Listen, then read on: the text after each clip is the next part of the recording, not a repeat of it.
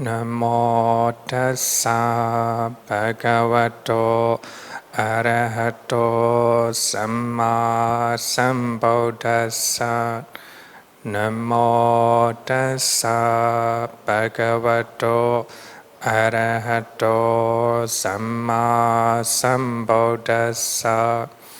Namo tassa bhagavato arahato samma sambuddhassa.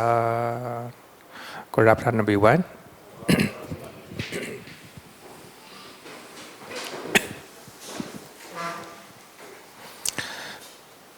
Last week we talked about sati, mindfulness. There's a two definition. Number one, the ability to recollect something that you have done in the past, that you have said in the past. So that is that's my understanding. It can be good, it can be bad, right? It can be good, it can be bad. But according to Abhidhamma says that there's no unwholesome sati, right? Unwholesome sati. But of course, if we add maicha sati, it is unwholesome one, right? If you recollect something that makes you angry, that makes you greedy, that makes you deluded, that will be unwholesome one, right? Unwholesome one. We call it recollection. And second definition is mindfulness and awareness. If you practice mindfulness and awareness, that will be wholesome one. Especially mindfulness on four foundations of mindfulness: the body, feeling, the mind, and phenomena, mental and physical phenomena, right? Dhamma. So if you have mindfulness and awareness, that is always wholesome. That will be always wholesome one. Even if you are mindful about your negative thought, so that is wholesome one. Number one, recollection. It can be good and bad. And number two, mindfulness. So sometimes we do something, we think mindfully, right? We will not call it mindfulness, attention, manasikara. You do something with the full attention, right? Full attention. Maybe in simple way is if we talk about wrong mindfulness and wholesome mindfulness, that means mindfulness that create lobha dosa moha. So that will be wrong mindfulness, right? So the Buddha said that satencha kwahan sabatikam vadami. Mindfulness has been called by the Buddha mindfulness has been called universal by the Blessed One. It is a universal. It is a must. It is important to have a wholesome quality in our mind. Satensa kwaha sapatikam vadami. So if you have a mindfulness and awareness, so it will be a must to have a wholesome quality in your mind. So the commentary gives example of salt. If you do not add salt in the curry is not tasty, right? So salt is an important ingredient to have a delicious curry. So therefore,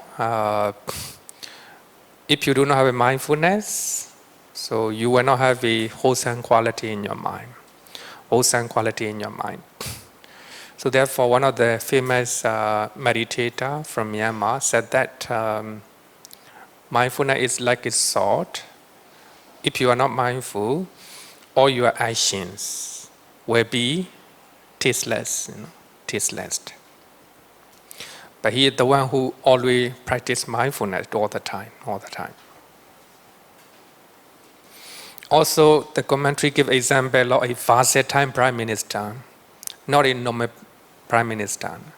A versatile prime minister who have a lot of power.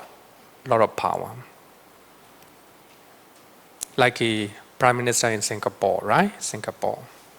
In some country, prime minister may not have a full power, like in China, right?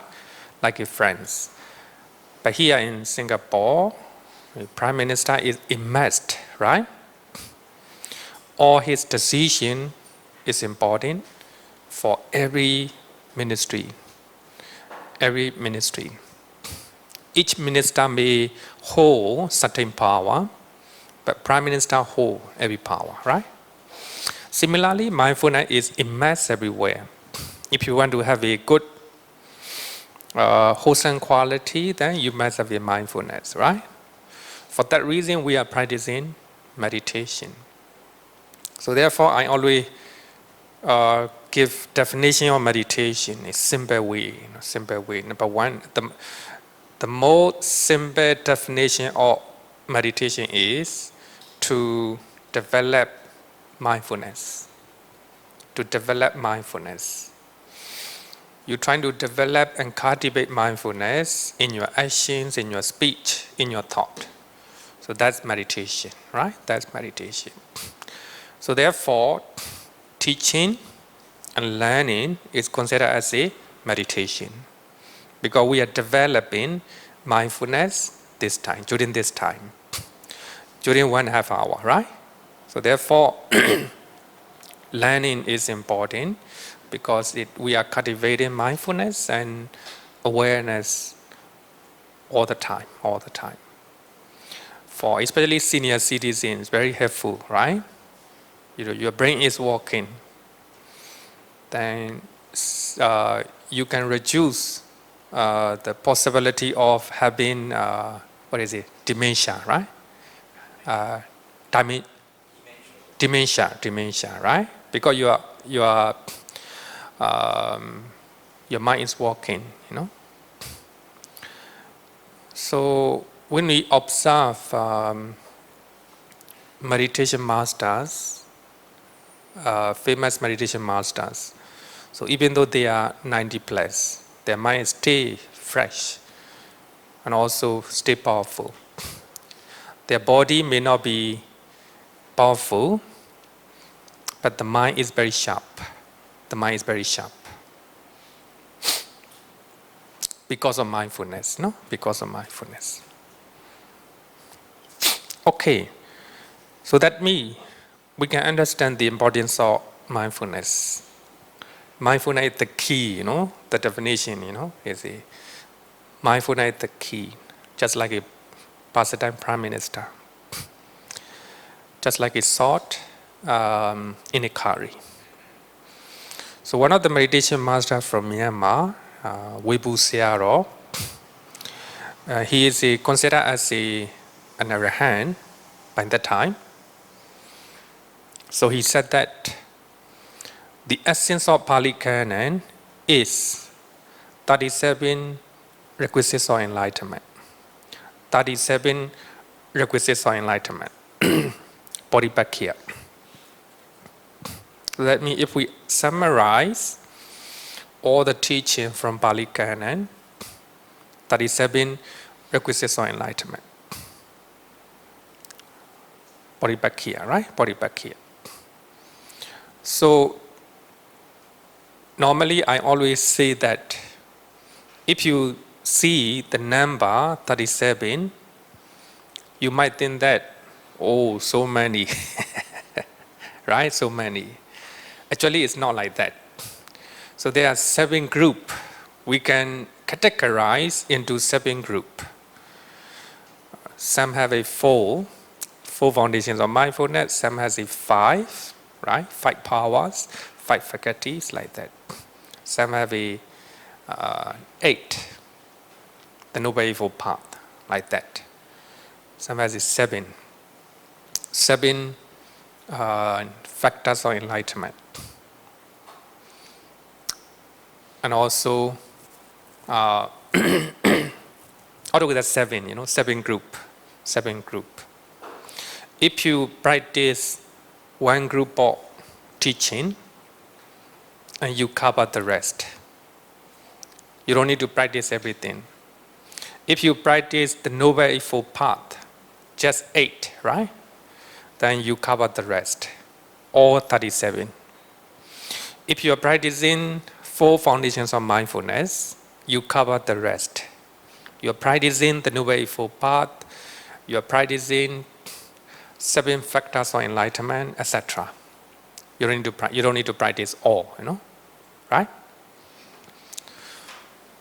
Okay, so Vibhu Sayadaw said that the essence of Pali Canon is 37 requisites of enlightenment.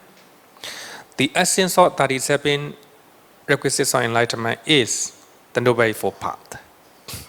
So here, you don't need to practice all 37. It shows, actually, there are 37 factors to attain the bliss of Nibbana.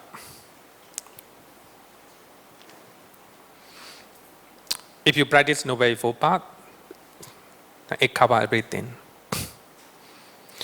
The essence of the Noble Eightfold Path is 3 higher trainings: Sila, Samadhi, Panya.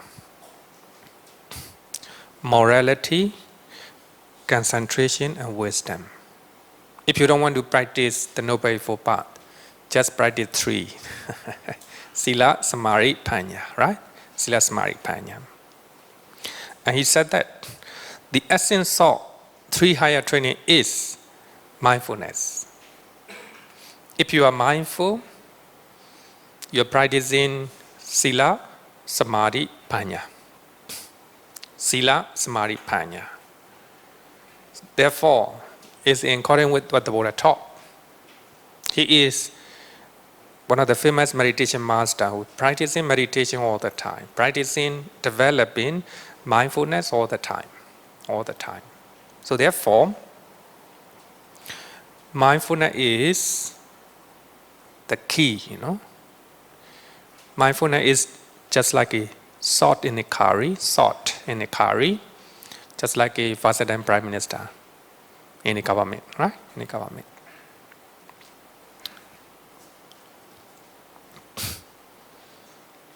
If you are developing mindfulness, then you are practicing, 3 higher trainings, Noble Eightfold Path, and 37 requisites of enlightenment, right?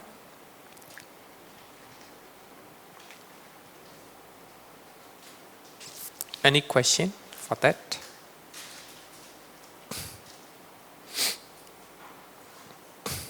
No question, right? To talk about mindfulness, I want to quote Siddhaka Sutta, the story of acrobat. Actually, I already quoted this sutta when I talk about anger, anger. You can see that actually in the picture, one teacher and pupil, they're standing on the bamboo pole. Actually here, bamboo pole is very long. You see, how you call it? One yard, I don't know. 60. So that means around 100 feet, maybe around 100 feet. It's 100 feet. They are standing on the bamboo pole, which has maybe about 100 feet. If they fall down from the bamboo pole, then they will die. They all will die, They all will die. So it is they display their skills, and they stand on the bamboo pole, and the teacher stand on the bamboo pole, and a pupil, apprentice, trying to climb on the shoulder of his teacher, so that they, They display their skills and they surprise the audience, right? So before they climb onto the bamboo pole, the teacher said that. So Medikatalika is the name of his pupil. Medikatalika trying to take care of, I will take care of you. And in return for that, you take care of me. By taking care of one another, by protecting one another, we will get down from the bamboo pole and we will be safe. And we will get free for that. Right? The Medikatalika said that, teacher, what you say is not right. I will take care of myself and you take care of yourself. When you are standing on the bamboo pole, you take care of yourself. Don't think about me. Don't think about me. But when I'm climbing, you are on your shoulder, I will take care of you. I will take care of you. So by taking care of on our own, on ourselves, and we will be safe, and we will be able to get down from the bamboo pole, and we will get free for that. So the Buddha gave this story, because he went to teach to the monks. So by giving the story of teachers and pupils, to acrobats, the Buddha said that by protecting oneself, one protects others. How to protect ourselves? The Buddha said that by developing mindfulness, one protects oneself. By protecting oneself, thus, one protects others. If you are mindful, you will watch out your bodily actions, verbal actions, and mental actions. If you are mindful, there will be no unwholesome actions. There will be unwholesome verbal actions and bodily actions. So there will be no unwholesome thought in your mind. That is because of mindfulness. So if you are mindful in the family, you will not use your body to harm other people. You will not use your mouth. You will not use your mouth to harm other people. Right? If you do not have a unwholesome mental actions, unwholesome thought in your mind, you will not have unwholesome bodily actions and unwholesome verbal actions. So mindfulness is the way to protect ourselves. If we protect ourselves, we protect our families, our colleagues at work, and people around you, and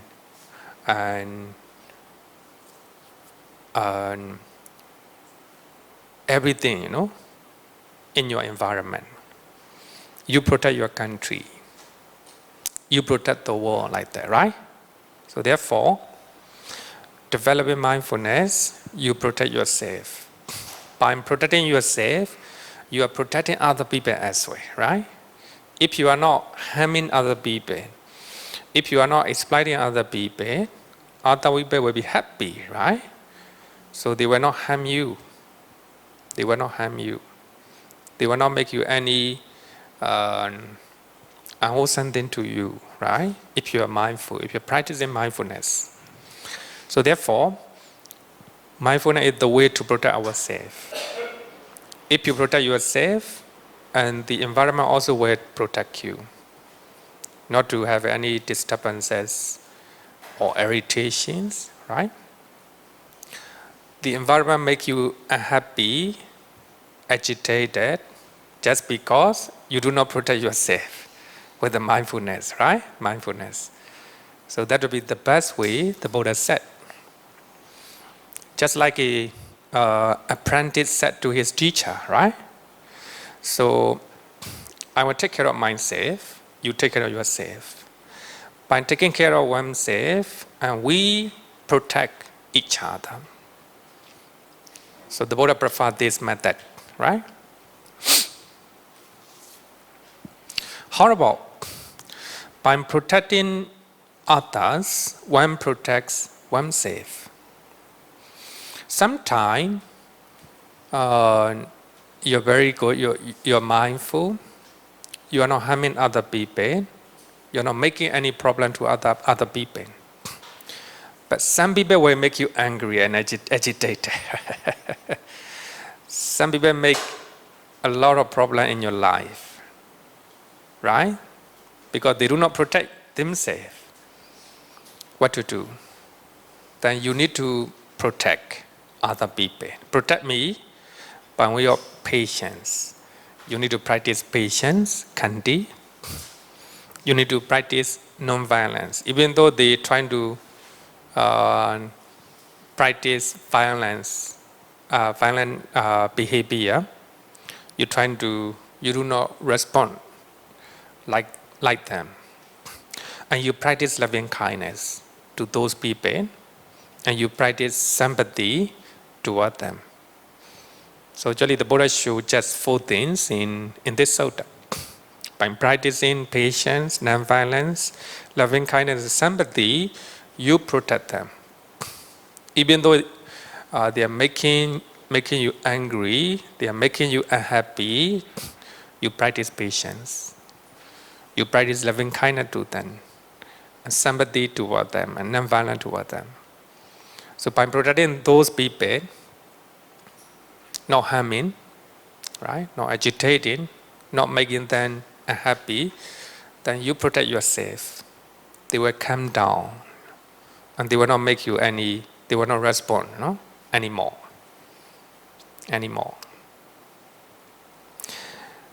I think I also share the story of a Brahmin, Cakkapala Raja. And his younger brother became a monk. After hearing teachings of the Buddha, he ordained as a monk under the Buddha. And he's a Brahmin. So his elder brother became very angry, And as a Brahmin, he is a noble, clan, right? They are considered a noble class. And his brother go down to the lower class as a Buddhist monk. And he is not there to talk to his brother.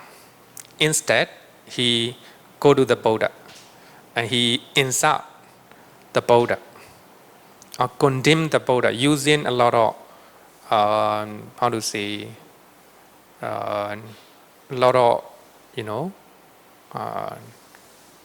condemnation epithet, So he's very angry and pointing at the Buddha. He was insulting and also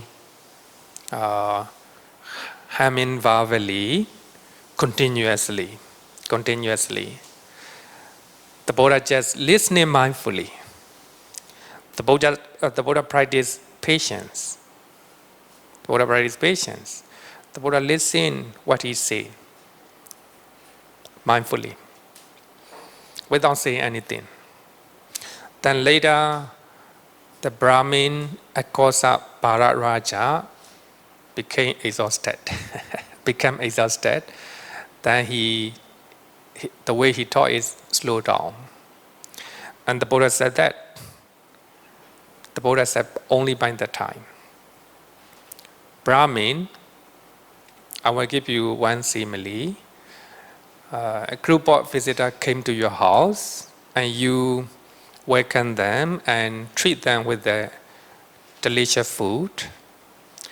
The visitor didn't take your food, they go back. The food you treat to them, who belong to those food? The Brahmin said, angry, stay angry. If they do not eat my food, all these are my food. All these are my food. They belong to me. They belong to me. And the Buddha said that just like that. I do not take your words. You are insulting speeches. You take it back. You take it back, you know. The Buddha do not take all his unwholesome speeches. Practice patience. The Brahmin realized the Buddha is very noble, and also the Buddha practiced loving kindness and compassion. He realized that. Later he became a monk.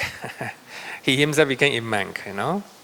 So that means the Buddha protect Akosa Para Raja Brahmin. By protecting him, the Buddha protect himself, right? So that Brahmin no longer insult the Buddha. So that's the way to practice, to protect other people. And so by protecting others, then one protect oneself, right? Oneself. Now, I think we can give a simple example, right? Simple example. And America is protecting Europe, right? Protecting Europe during World War II, right? Even right now, America is protecting Israel, protecting Ukraine. By protecting those countries, he protects himself. If he cannot protect those countries, so his enemy will attack U.S., right? U.S. So, of course, this is in violent way, but in Buddhist teaching, it's not like that. So, by patience, non-violence, loving kindness, and sympathy. So, by protecting, by not responding in a violent way, so you're protecting yourself. You're protecting yourself. So this is a beautiful sutta to learn about importance of mindfulness. Importance of mindfulness. Then I want to explain how to balance faculties. So we have 5 faculties, which is one of the group among the 37 requisites of enlightenment. So Visuddhimagga mentioned, actually it's not taught by the Buddha. The Buddha just talked about only importance of mindfulness, and the Buddha talked about balance between energy, viriya, and concentration. The Buddha talked about only 2 things, but Visuddhimagga mentioned balancing between faith and wisdom. Faith and wisdom. So as far as I know, it's not taught by the Buddha. It is a Visuddhimagga explanation. So according to Visuddhimagga, faith, satta, and wisdom, panya, must be balanced one another in order to avoid the blind faith. So if your faith is not followed by wisdom or understanding, it will lead to blind faith. Blind faith. So therefore, satta must go hand in hand with the wisdom. So according to Visuddhimagga, if you do not control your wisdom, panya, with the faith, it will lead to the intellectual cunning or intellectual cleverness. Intellectual cleverness, intellectual cunning. You don't need to go to temple. You don't need to go to temple in order to practice teachings of the Buddha. Intellectual cunning, intellectual cleverness. You can read suttas at home. You can listen to the Dhamma talk at home, because in the YouTube a lot of Dhamma talks. In the YouTube, you can learn Abhidhamma. You don't need to take a lot of trouble to go to Mangala Vihara, intellectual canon, What they say is not wrong, not wrong, but it's very dangerous. So they forget about coming to temple. They forget about attending the courses. It's not just about learning, not just about just learning, You come to temple, at least you need to take a lot of effort, right? You need to take a lot of effort. So the first day of our class is raining, outside. Raining outside, Kassinton. Many people do not come, right? Because we need a lot of energy, right? Mental energy in our mind. It takes a lot of effort to come to MV, and if you are sitting in the class, you cannot sleep, right? And you cannot stop halfway normally, right? Even you feel sleepy, you will control your body, right? Even though you want to go back halfway, you try not to do that. It may not be very good for Bhante if he see me like that, right? So there are a lot of control in your mind. Now, in me, if you want to go halfway, it's okay, you can go. Because even last week, one of the students asked me, she have to do something, so she will leave halfway. It's okay. No, just I want to highlight the importance of coming to temple, attending classes, right? So within 1.5 hours, you sit down quietly, you listen mindfully, even though you are lazy, so you will not go back halfway. Even though you want to go back, you control not to go back, right? So that is a strong point coming to temple and attending the physical class. Then after this teaching, so we will upload to the YouTube. Then you try to listen at home, lying down on your bed. How many minutes can you resist, Not easy, right? Even though you are sitting on the chair, it's not easy to get 1.5 hour, persistence, right? Persistence. So it's not easy. So what I mean is, it is not necessary to go to temple to practice teachings of the Buddha, intellectual canon, intellectual cleverness, right? We can practice teachings of the Buddha at home. Is it easy to practice at home? No, not very easy. Of course, if you have willpower, you don't need to go.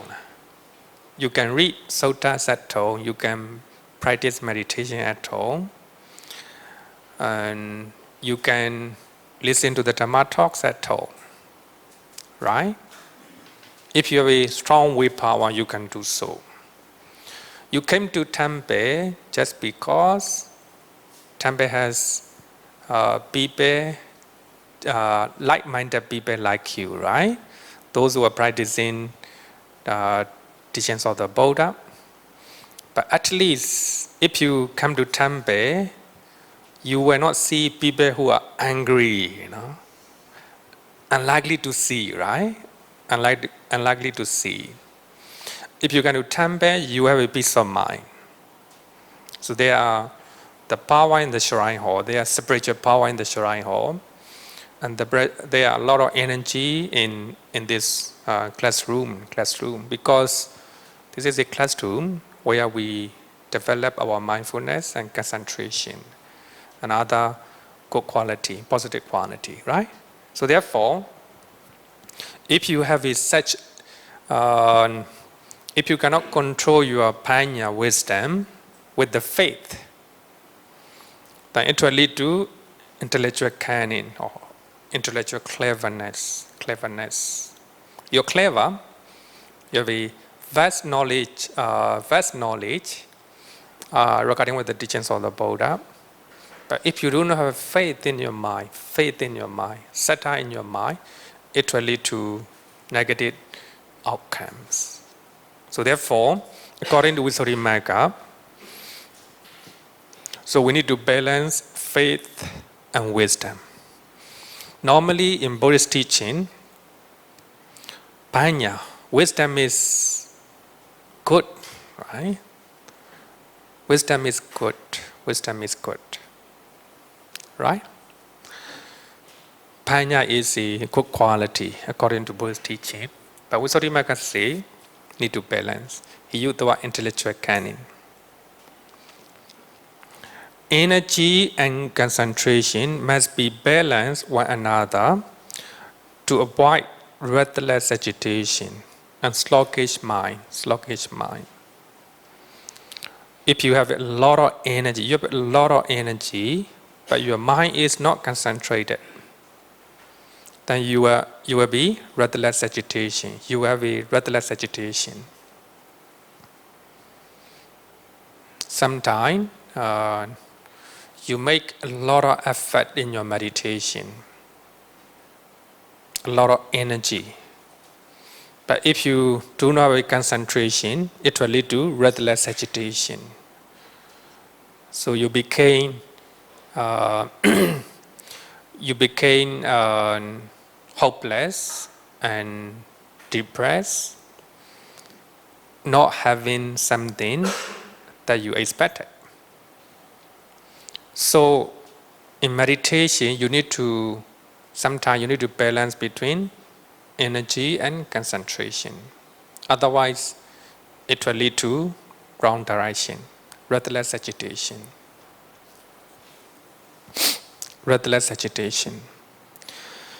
Visuddhimagga gave an example of a story of Venerable Sona. And he ordained as a Buddhist monk from the rich family, and he made a lot of effort to practice meditation because he wanted to attain enlightenment.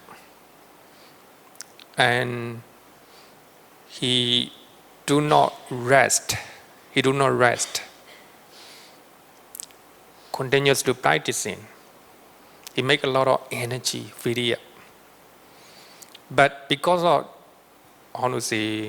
his energy is so much, then restless agitation. He cannot get concentration. So for that, he became depressed and he went to leave monastic life. And he think that I tried my heart, but couldn't get anything. Couldn't get any spiritual attainment. So for that, I will leave monastic life. I will become as a lay person. I will do a good deed. And he became hopeless. Then the Buddha knew that, and the Buddha said to balance between energy and concentration. So you're trying to reduce energy, trying to balance with concentration. Sometimes in meditation, you have some amazing experiences because of your meditation. Then you want to experience more amazing things, amazing bliss. Then you make more effort. Because of having a lot of effort, putting a lot of effort in your meditation, then you cannot balance with the concentration. You lost your concentration. Then if you do not have a concentration, you do not have any amazing meditation bliss. So therefore, when you reach to a higher level, you need to balance between energy and concentration. So that sometimes we expect, right? More blissful experience in meditation. So you do not rest. and you practice continuously, that means you have a lot of effort. Then because of that, you have a restless agitation arise. Then you no longer have, you lost even earlier meditative bliss. So therefore, energy and concentration is important to balance. The Buddha himself talk about it in some places, especially in Sona Sutta. In Kotra Nikaya, chapter 6, Sutta number 55. Chapter 6, Sutta number 55. And also some students, they want to get flying colors in their exam. So therefore, without resting, proper rest, they try, they make a lot of effort, right? Without sleeping. Then because of that, his concentration, willpower lost, right? So even though he's studying, so because of not having concentration, so he cannot study thoroughly, So therefore, need to rest, proper rest. Then only you can balance between energy and concentration. And the Buddha said that mindfulness is always necessary at all time. Mindfulness is a universal because it watches over the development of other faculties and ensure that they are kept in balance between faith and wisdom, between energy and concentration. Mindfulness is immersed. So there is no exceeding in mindfulness.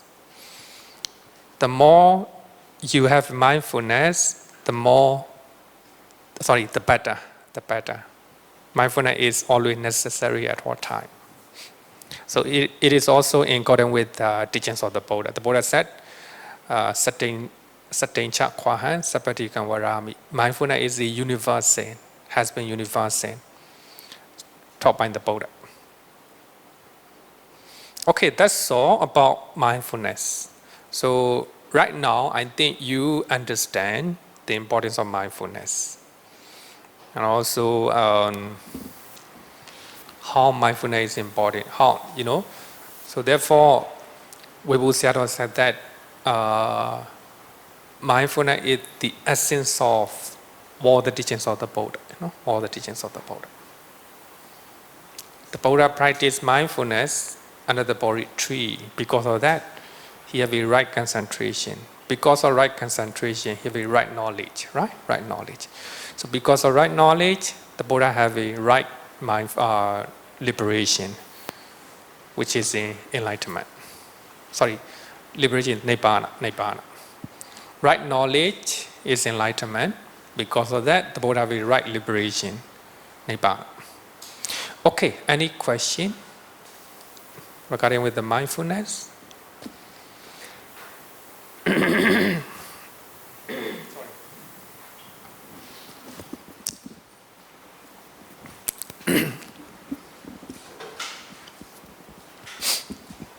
Bhante, can I check? The faith just now mentioned, is it apply to only triple gem?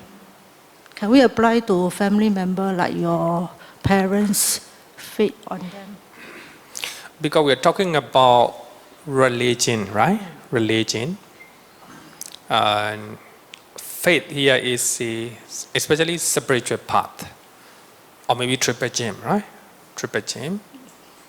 Okay. Or other religion as well, right? Okay. Then second question, pertaining about the present moment, I think the few lessons, those people who have dementia, they are still in their past. So how can we advise them to be at the present moment? Those who are in dementia, right? Correct. Dementia.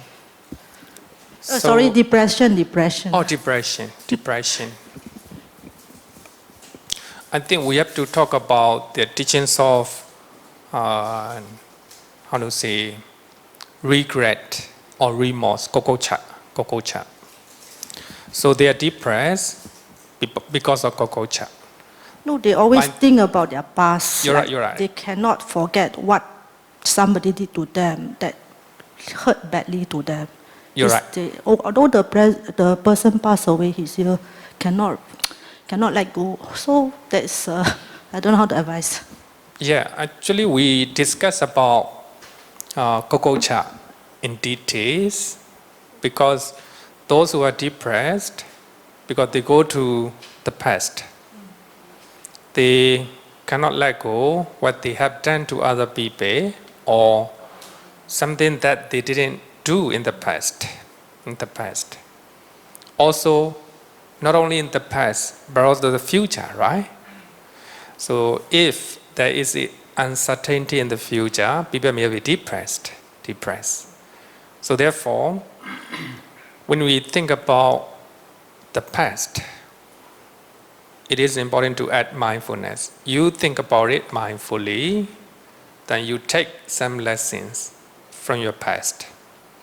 But when you think about the future, then try to bring mindfulness. Think about your future mindfully. Even though there are uncertainty in your life, then you think about it mindfully, what you can do. If things are not under control, beyond your knowledge, beyond your ability or capability, then you have to accept it, right? So that will be the suggestion to those who are depressed. Thank you, Bhante. Okay. Any question? Okay, no question. Then we'll study next one. Moral shame. Not a normal shame, a moral shame. A good shame, a good shame. Hiri. Sometimes you feel shame to talk to people. You feel shame to go to one place, to attend one ceremony like that. It's not a hiri. So here, in moral shame, I think if we study, you will understand. Hiri, moral shame is a shame to do unwholesome things. Very, it's a very good definition. Very good definition. If you do not have a shame to do unwholesome things, that means shamelessness, right? We already learned that. Shamelessness. Ahirika. Here, hiri is opposite of ahirika, shamelessness. You have a shame to do unwholesome thing. You have a disgust at bodily, verbal, and mental misconduct. You have a shame to tell lie. You have a shame to use divided speeches. A shame to use violent speeches like that. That is a hiri. A very beautiful mental factor. Its proximate cause is self-respect. Attakarawa. Self-respect. Attakarawa. If one has self-respect, he or she has a shame to do evil deed. A shame to do evil deed. As a educated man like me, educated women like me, I will not do such unwholesome actions like that, right? When you go to other country, as a Singaporean, I will not do that.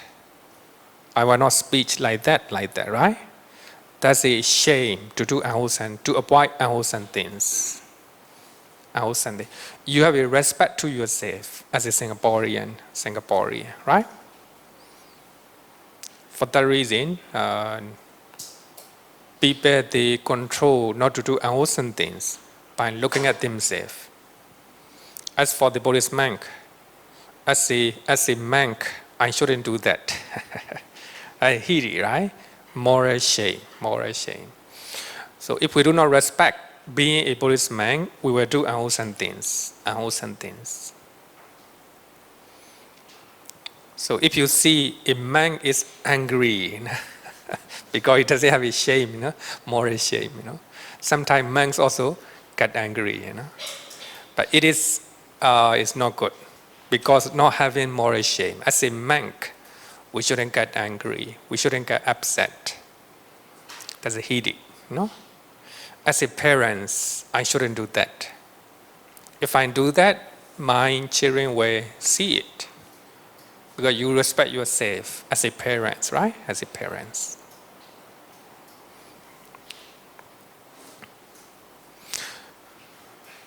So when we look at the Sutta, Vaitadana Sutta. So that is what the Buddha taught in the suttas. And what is the well of moral shame? Here, a noble disciple has a sense of moral shame. A sense of moral shame. In other words, conscientious, right? Conscientious. He is ashamed of bodily, verbal, and mental misconduct. He is ashamed of acquiring bad and wholesome qualities. That's the translation of Bhikkhu Bodhi. Translation of Bhikkhu Bodhi. A sense of moral shame. It's very beautiful. Sense of moral shame. That is a beautiful mental factor. So when you have a moral shame, you have a self-respect. As a parent, I shouldn't do that. As a monk, I shouldn't do that. I shouldn't do unwholesome things, right? If you have a shame to go to one place, it's not a moral shame, no? Another one is fear of wrongdoing, ottappa. This is a opposite of how to say? What is it? Notappa. Fearlessness of wrongdoing, right? Fearlessness of wrongdoing is opposite.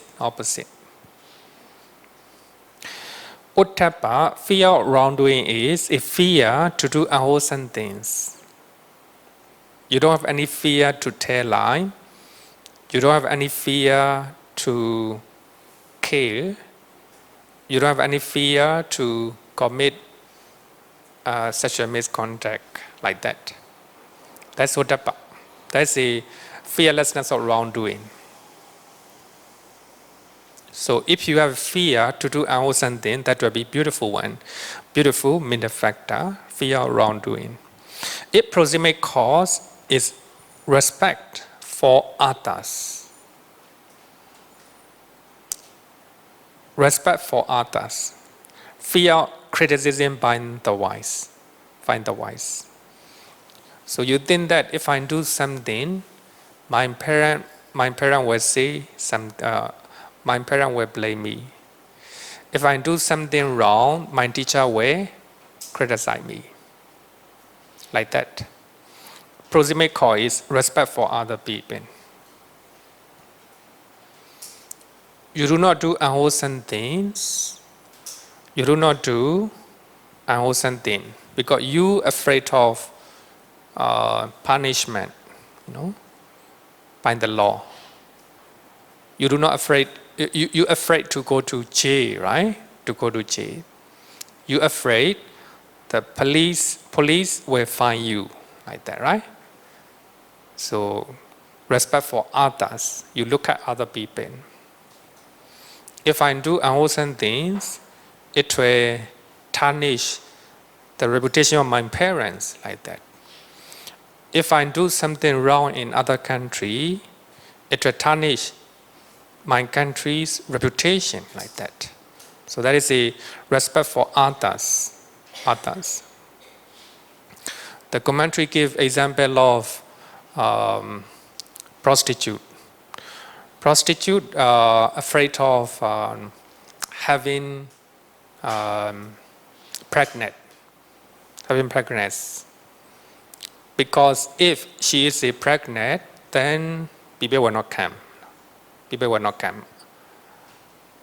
So just like that, so she look at other people, the man, right? If she is pregnant, so the man will not come to her. So because of that, she protect not to have a pregnancy, Similarly, so you trying to avoid unwholesome things, just to just respect for other people, right? It may be your parents, your teacher, maybe your children, right? If I do this, then my family will be ashamed of it, like that, right? Like that. Fear of wrongdoing. Then in the Sutta, the Buddha said that, what is the way of moral threat? Immoral, fear of wrongdoing. Here, Noble Disciple threats wrongdoing. He threats bodily, verbal, mental misconduct.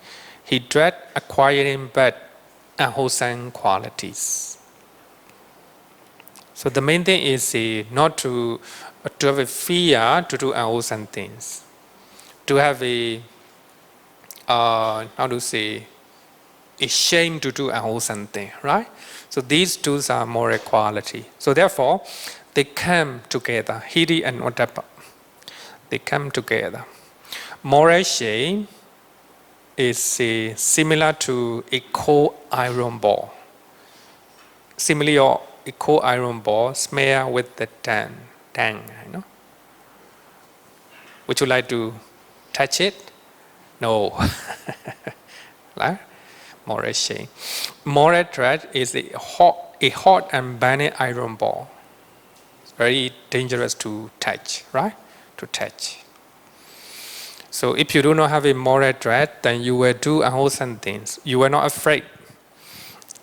The consequences of your evil actions in this life as well as the afterlife. Consider bodily verbal misconduct as a cold iron ball smeared with the tan in a hot and burning iron. Avoid them through moral shame and moral threat. That's mentioned in the Bhidda Exposita, the commentary of the first Abhidhamma text.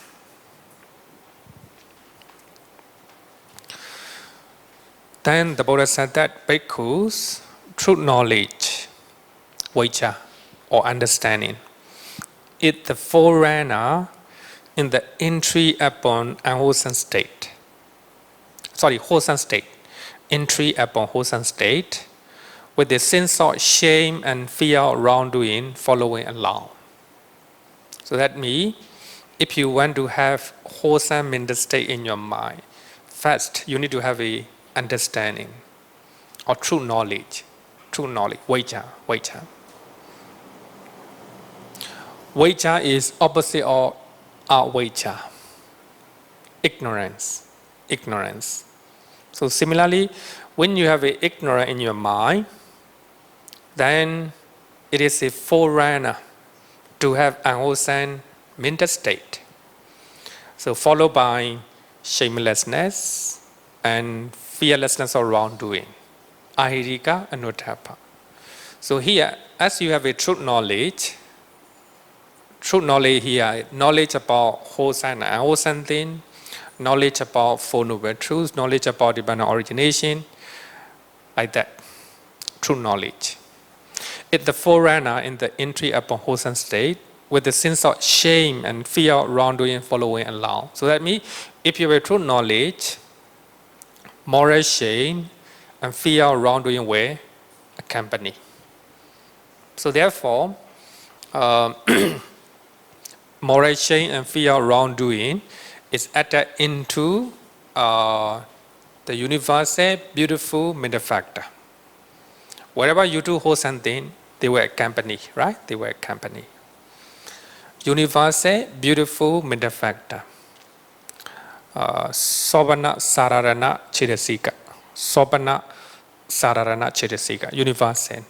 So that means when you are doing any type of wholesome deed, moral shame and fear of wrongdoing will accompany, right? Accompany. So you can look at this one, right? For a white person who has arrived at true knowledge, right view spring up. If you have a true knowledge, if you have a wager, you will have a right view spring up. If you have a right view, for the one not right view, right intention spring up. Because of right view, right intention. Because of right intention, right speech, right action, right livelihood, right effort, right mindfulness, right concentration. So if you have a right concentration, you will have a right. What is it? If you have a right concentration, you will have. What is it? Eh? No. Or energy, or what is that? Energy, mindfulness, concentration. If you have a right concentration, you will have knowledge. We use the word knowledge. People will use knowledge or wisdom, or we can say wisdom. If you have a right wisdom or right knowledge, then you will have, what is it? Nibbana, she said. But of course, yes, right. But the Buddha say right liberation. But liberation and Nibbana are the same. So when you have a liberation, right liberation in your mind will be liberated from lobha, dosa, moha, negative mental state. If you do not have lobha, dosa, moha in your mind, that will be Nibbana. So you will have the bliss of peace in your mind. So your mind will be peaceful. So your mind is calm, That's the bliss of Nibbana. Our mind is not calm. Our mind is, we are not happy. We are not peaceful because of lobha, dosa, moha. Very easy, right? So actually, of course, when we talk about Nibbana, it's not very difficult. Not very difficult. But of course, because of some explanation in the commentary became very complicated. People have a misunderstanding about Nibbana. So therefore, when I teach meditation, I add one topic, Nibbana. Nibbana. So I'm trying to quote many suttas and explain what is Nibbana. So then, by reading the sutta, understanding Nibbana is not difficult. Of course, it doesn't mean it's not easy. It doesn't mean it's easy to get. It's not easy to get, but easy to understand, right? So when you have a right concentration, you will have a right knowledge. Sometimes we use wisdom, or sometimes we can use enlightenment. Enlightenment. Because of that enlightenment, you have a right liberation. Right liberation, right? Right liberation.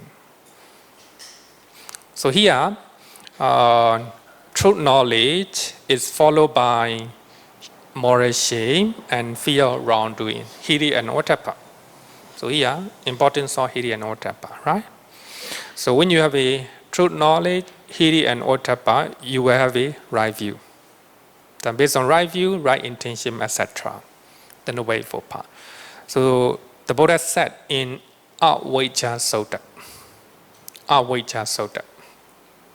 Sutta Nikaya, chapter 45, Sutta number 1. Chapter 45 is Magga Sanyutta.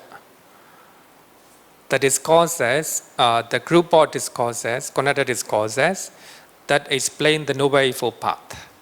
The Noble Eightfold Path. Magga Sanyutta, the path. Right? The first sutta. Important to understand. True knowledge is forerunner. Right? Okay. The Buddha said that hiri and ottappa are the guardian of the world. Cakkapala, the guardian of the world, Lokapala.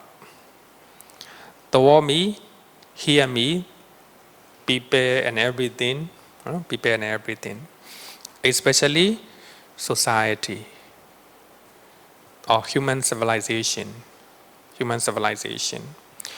because Hiri and Ottappa protect the world from falling into widespread immorality.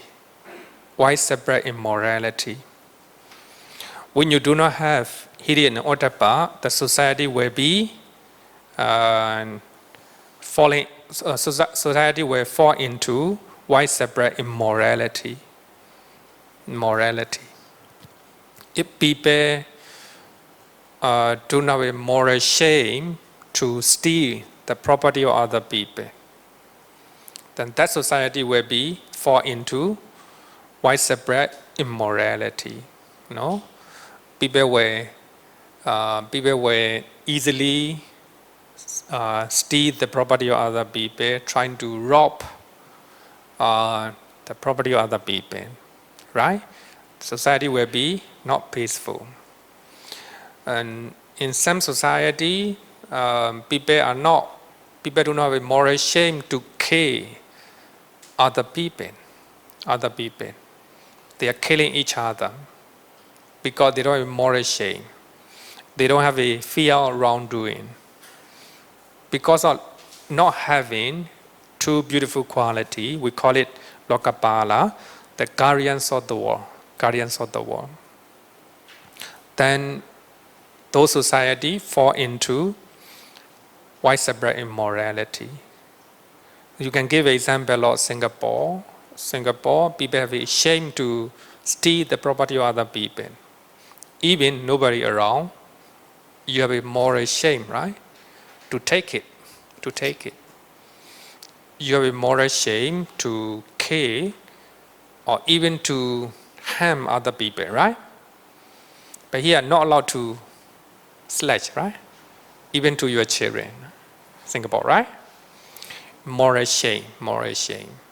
So because of that, so you have a human civilization here. So a good society here. Because of these two qualities, Hiri and Ottappa. Moral shame and fear of wrongdoings. If society do not have these two beautiful qualities, the society will fall into bad, background. So therefore, Hiri and Ottappa are considered, taught by the Buddha as the guardian of the world, Lokapala. And also, those two qualities are two factors among the 7 types of wealth. So if you want to become a good person, so you need to have 7 wealth. The wealth of a good person. So Hiri and Ottappa is 2 of them, 2 of these 7. Hiri, moral shame. If you want to become a good person, you must have a moral shame. Secondly, fear of wrongdoing. Then you must have a faith. And also you must have a morality, sila. You must have a learning good and right, good and wrong things, right? Or kusala and akusala, like that. You must have a generosity, and lastly, you must have a wisdom, or the ability to understand, like that, right? So if you want to become a good person, then you must have a 7 type of wealth.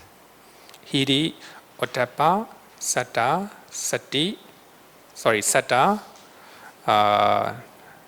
faith, and Sila, moral behavior, morality.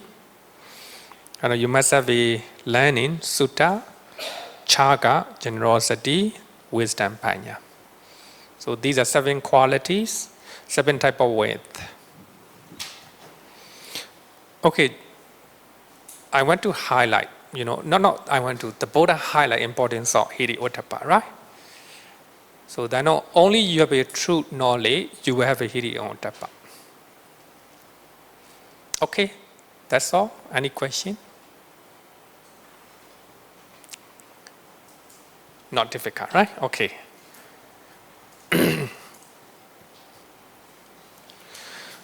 Then another one is a non-greed, alobha. Non-greed. The opposite of non-greed is greed, lobha, right? Lobha. Non-greed, alobha is the opposite of greed, lobha. It is like a drop of water on a lotus leaf. On a lotus leaf. Lotus represent purity, right? Purity. If the water drop on the lotus leaf, it will drop right away, right? Similarly, when you have a non-greed in your mind is not clinging to anything, outside and inside. Outside and inside. It is a non-clinging to the object that comes through 6 senses. 6 senses. When you have a alobha in your mind, even you see something or somebody, no attachment. Even you eat a good food, then no attachment, right? No greed like that, no clinging. Even you hear pleasant song, just like in music, your mind is free and without attachment. Just you hear is a sound, huh? That's all. It is not only the absence of greed, but also the presence of positive quality, mental quality, such as generosity, letting go, and renunciation. So you are generous, you are willing to give away your belongings because of this non-greed. You are able to remove greed to your belongings. Because of that, you are generous. You have a generosity. Generosity. Letting go. Letting go is important, right? Letting go. We always say letting go, letting go. So normally we trying to cling to people or the places or something. We cannot let go. We cannot let go. Right? Suppose you cannot let go your body. Your body. If you cannot let go your body, so that in other words, if you have a clinging to your body, it is the source of unhappiness or the source of fear. You're going to die. You're going to die. Suppose you're going to die. Suppose you're going to die. Then if you cannot let go your body, there will be fear in your mind. Oh, I have to separate my body and my life. Right? Then you have fear in your mind. If you cannot let go your family, your house, your car, if I die, I have to leave everything behind. You cling to your house, family, your belongings. Because of that lobha, greed, you have fear, unhappiness. But definitely you have to leave, right? You have to die. You will die. So knowing the real nature of impermanence to your body and everything, then you have a true knowledge, right? True knowledge. Because of true knowledge, then you have a right view, right intention. Because of that, you have a letting go, renunciation, right? You're able to renounce your body, you're able to renounce your belongings. If you have a letting go in your mind, renunciation in your mind, nungri in your mind, there's no fear to lose them. There's no fear to separate, to leave behind everything, right? So non-greed, in other words, letting go or renunciation, create freedom in your mind. Freedom in your mind. Your mind is free. No attachment, no clinging to the people, to the places, to the things. So therefore, non-greed is not just the absence of greed, it also the presence of positive mental qualities. Generosity, letting go, renunciation, it covers everything. The absence of lobha, right? Absence of lobha.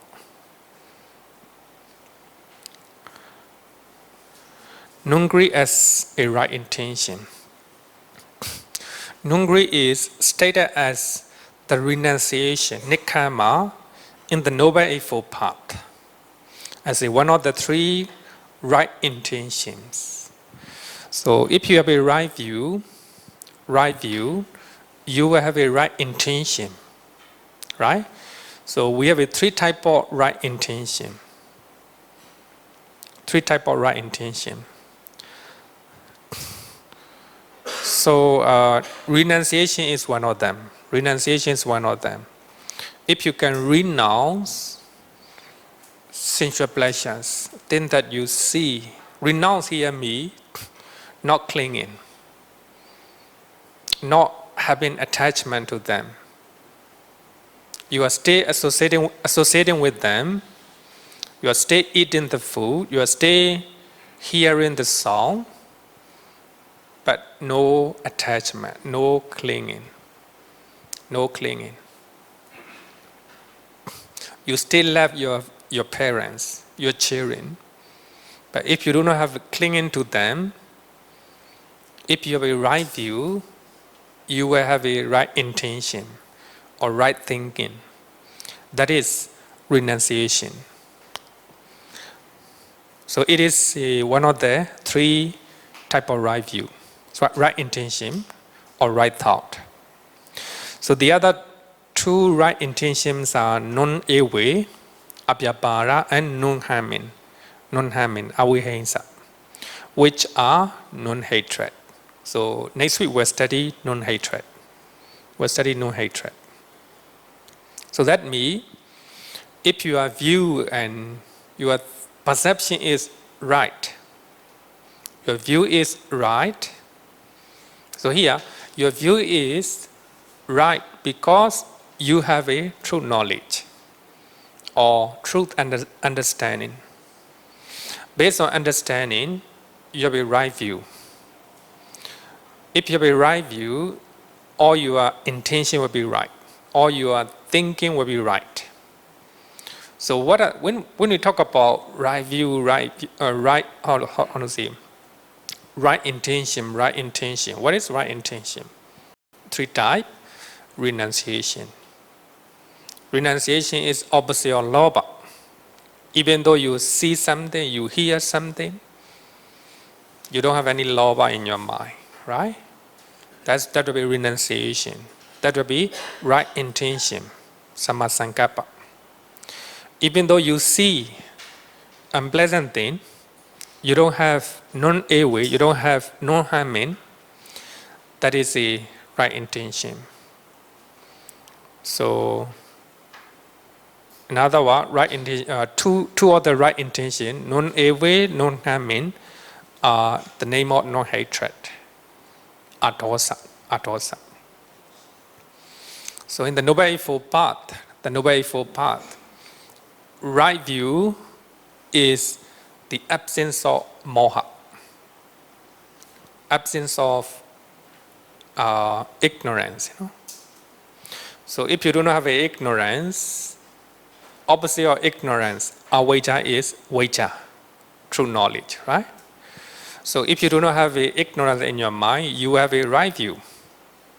So right view indicate the absence of moha. If you do not have a moha in your mind, all your attention will be right. You will have a renunciation, you will have a non-ill way and no harming. So here, right intention means alobha and adosa. Right view is amoha. Right? So if you understand in that way, very clear, very clear. So therefore, in Buddhism, understanding what is lobha, what is dosa, what is moha is important. Right? Important. Then, regarding with the degree of non-greed, then I want to explain based on Pansudawaka Sutta. You can read this sutta in Guraniga chapter 3, surah number 101. So, no time to explain that sutta. But based on that, I will explain the different degree of non-greed. Non-greed or renunciation to people or things that one does not belong to. That one does not belong to. You don't have greed or clinging to the things belong to other people. So if you don't have a clinging or attachment to the property of other people, you will not steal, right? You will not steal. That will be the basic level as a moral conduct, right? Sila. So if you have a non-greed, then you will be able to cultivate sila in your mind. If you don't have a non-greed, you cannot. You have a attachment to the property of other people, then you take it, you steal it, then you broke sila, you broke sila. Then you don't have a non-greed to the property of other people. Just like if you get married, you practice sexual misconduct, right? So actually, your spouse is your belonging. Then you have attachment to clinging to other people outside of your marriage. So that means you have a greed or lobha which do not belong to you. That means you don't have a non-greed in your mind. Because of that, you break sila. Similarly, that is just want to mention the degree, right? It is a misconduct level. So if you do not have a lobha, non-greed, then you will break sila. If you have a non-greed, thing or people that one does not belong to, then you will be able to maintain your moral conduct, morality, sila. And secondly, non-greed to people or things that one belong to. Even though you belong to your property, you control not to use it with the too much clinging attachment. Just about you belong to your money, you use it for buying a lot of food that you like, you eat it. You're not breaking sila, right? You're not breaking sila, but you have clinging attachment to the food. That food belongs to you. Nobody will say, Nobody will say. So that means you need to have a non-greed even to things and people that you belong to, right? Belong to. Non-greed to people and things that one belong to. Sometimes we need to control our mind, not to have too much attachment to our house, even the temple, right? This is my temple. Don't tear, don't blame or don't tell anything bad things about this temple, right? Then you get angry when you hear somebody tell about bad things about Mangala Vihara, right? You're not breaking sila, but you have clinging and attachment to the temple, right? Because of that, when people talk about ill of this temple, then you get angry. Having anger is not good, right? Not good. So therefore, even people and things that we belong to, so we have to reduce the amount of greed, clinging, right? Clinging. So then only, so we can maintain peace of mind. We can maintain peace of mind. But the highest one, non-greed to spiritual bliss, even spiritual bliss, just like the bliss of jhana. So when you attain jhana, so you will experience the bliss that exceeds normal sensual pleasures. Even such a spiritual attainment, you try not to attach to them, cling to them. You meditate yesterday and you attain the bliss of peace, which is very peaceful in your mind. Then you have attachment to that. That this morning you try very hard to attain yesterday bliss, meditative bliss, right? You make a lot of effort. Then you cannot balance between energy, effort, and concentration. Then you couldn't get yesterday spiritual bliss, right? That because of attachment. Attachment and clinging to your spiritual bliss is not very bad, right? You might think that it is good. But because of that attachment, if you cannot balance between your energy and concentration, you couldn't get it.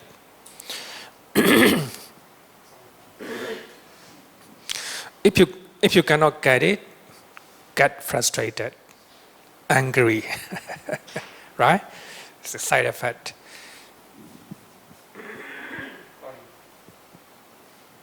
Non-greed to spiritual bliss, that's the highest, right?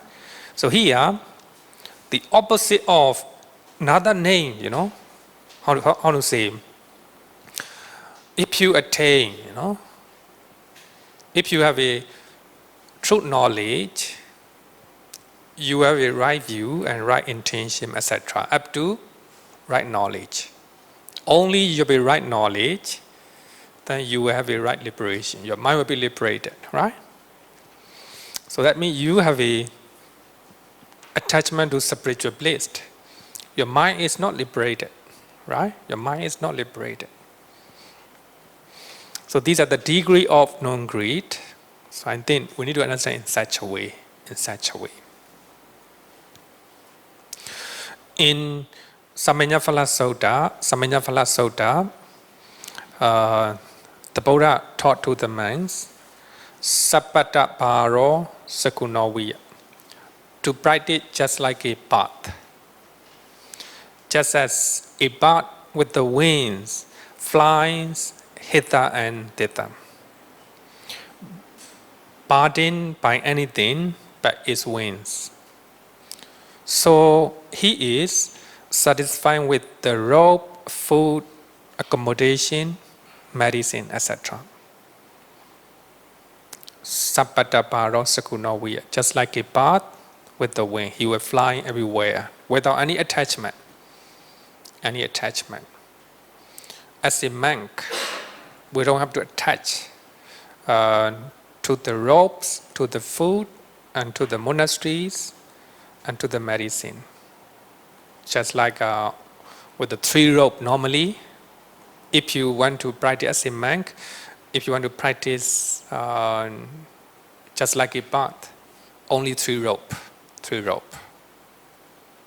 Normally, very few monks can practice like this, like a bird, like a bird.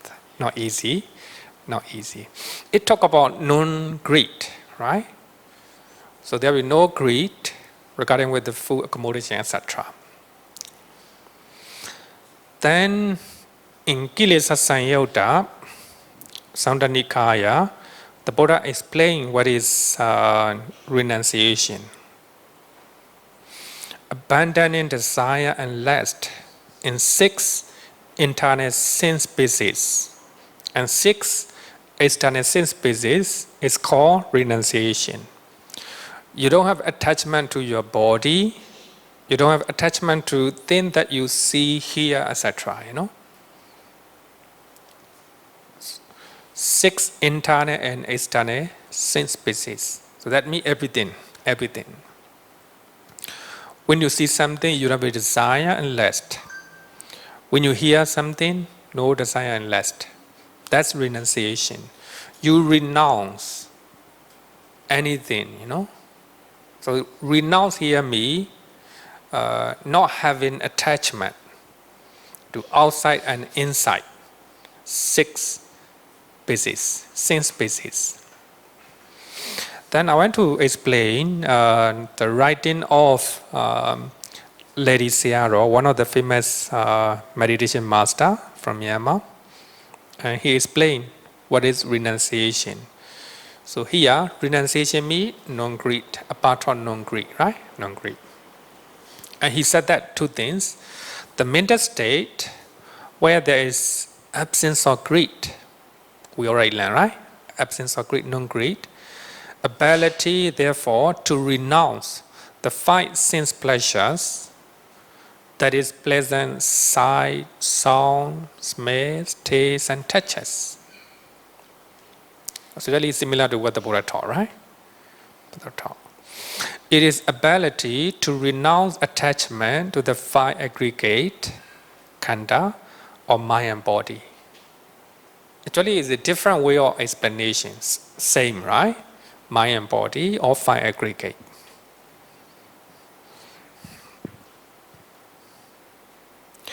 According to Abhidhamma gave an interesting definition of renunciation. In other words, interesting definition of non-greed, alobha.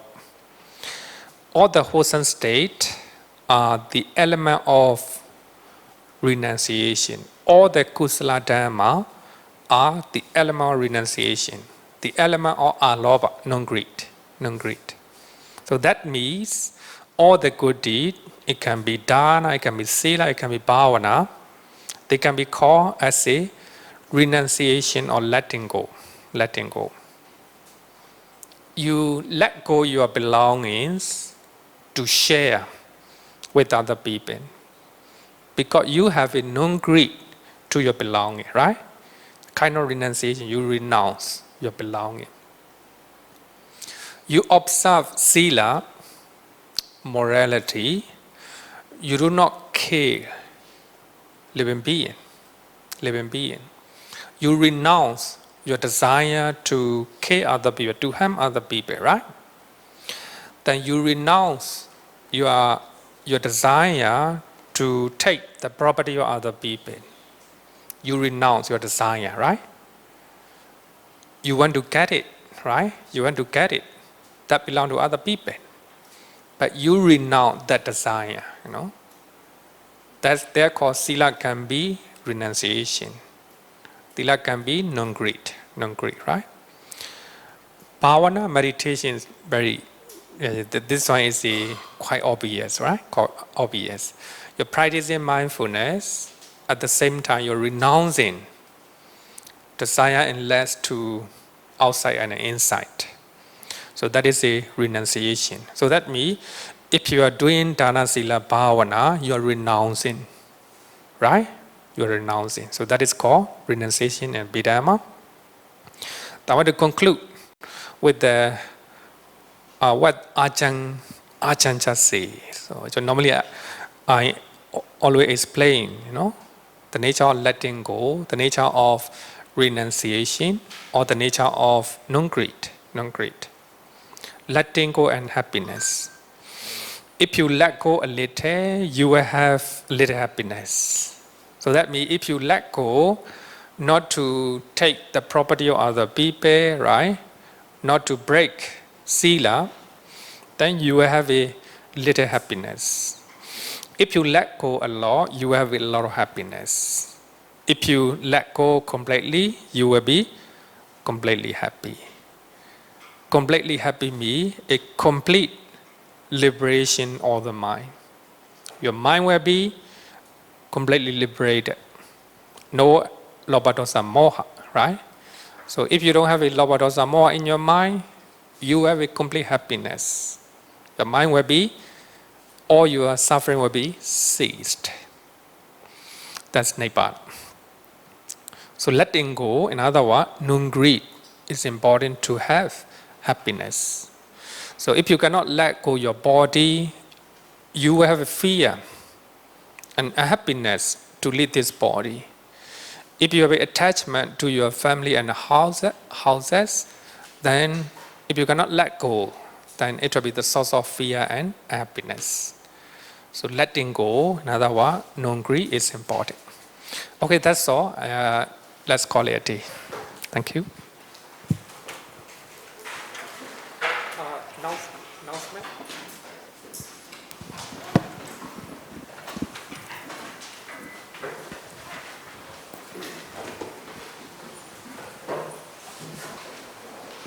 Okay, before we end, just one announcement. There'll be a Dhamma talk this coming Monday in this hall at 7:45 by Bhante Chanda Vimala. The topic is You Become What You Think. So hope you can come for the talk. Thank you. Thank you, Bhante.